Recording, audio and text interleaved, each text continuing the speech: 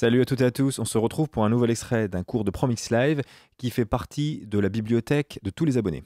Donc quand vous vous abonnez à ProMix Live, vous avez accès à ce cours et à de multiples autres cours qui vous permettent déjà directement de commencer à travailler sur des mix ou à apprendre, comme dans cet exemple, la compression. Cet extrait est un cours avec Luc Rougy sur la compression.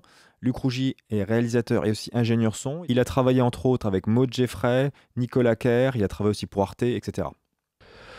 Donc là, on avait le purple. Là, on va voir l'opto. Pareil, sur une drum. Parce que souvent, on a tendance à penser en cliché en disant ah, ok, bah, machin, il a pris un opto, il a mis un opto là-dessus, donc je vais mettre un opto. Bah, ça n'a pas forcément besoin, c'est pas forcément ce que tu veux. Écoute plutôt, teste. Et plus tu testes, plus tu connais tes machines. Et de fait, plus tu iras vite après dans tes choix. Mon petit Acme. D'ailleurs, si vous voulez écouter ce que donne Acme, le mec qui fabrique ces machines a mixé Greta Van Fleet, par exemple. C'est le même type en fait. Il est ingé son et il fabrique les machines. Et tu peux écouter son taf total puisque c'est ses machines et lui derrière la console pour le Grammy Awards de l'année dernière, 2019 je crois, en rock. Alors on va essayer sur slow dans un premier temps.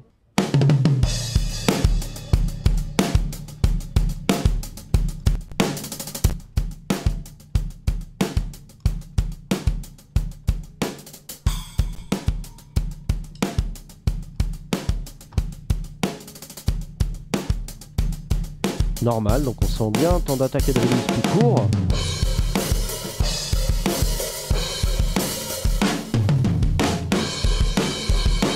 Et là, court. On sent la distorsion qui apparaît un petit peu quand on a vraiment ces temps d'attaque courts et surtout le release court. Le release court provoque de la distorsion. Le comp, c'est une machine à non-linéarité et ça provoque vraiment ça quand il revient. Il y a une deuxième chose importante à prendre en compte, c'est pour ça que c'est pas la technologie qui fait qu'on l'a appliqué sur tel signal, c'est aussi par exemple, quand tu as un tempo lent, tes temps de release vont devoir être plus lents. Quand tu travailles sur des musiques à tempo plus rapide, avec une plus forte densité d'informations, pensez à une balade de jazz et puis un morceau de métal, les temps de release vont pas du tout être les mêmes. Les besoins vont pas du tout être les mêmes. Donc on peut pas dire qu'il y a telle ou telle formule qui marche bien pour tel ou tel truc. Voilà, les types de signaux sont toujours différents. Donc c'est pour ça que c'est mieux d'éduquer son oreille, de comprendre le comportement de la machine et après ça nous permet de tester 3 types différents et de se dire ok, c'est celui-là qui marche le mieux. Bim, je fais mon réglage et j'avance. Donc voilà pour l'opto, on va réécouter un petit coup. Si vous voulez répéter chez vous, hein, il y a la démo 14 jours du Mega Bundle.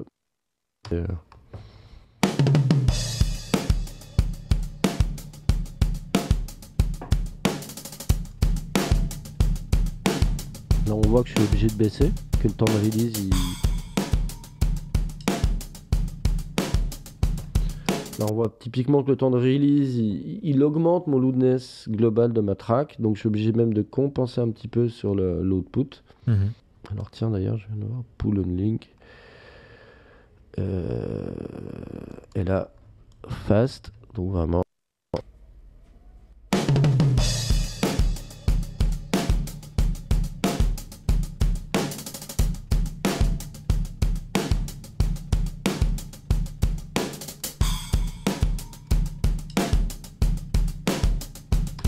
On entend bien la snare qui revient beaucoup plus rapidement.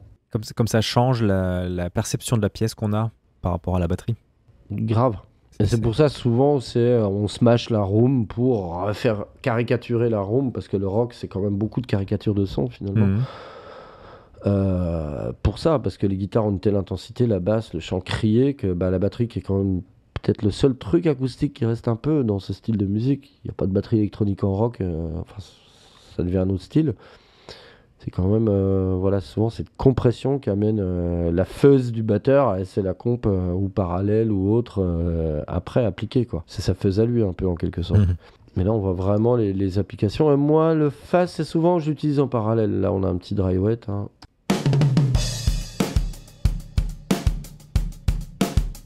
Et j'en dose.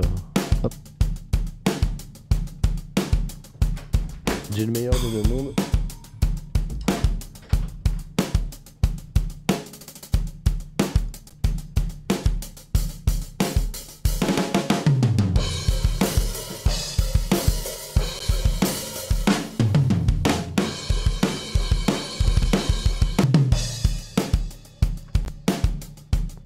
suis en position de parallèle, si j'étais à fond, à 100%, j'aurais quelque chose de plus caricatural.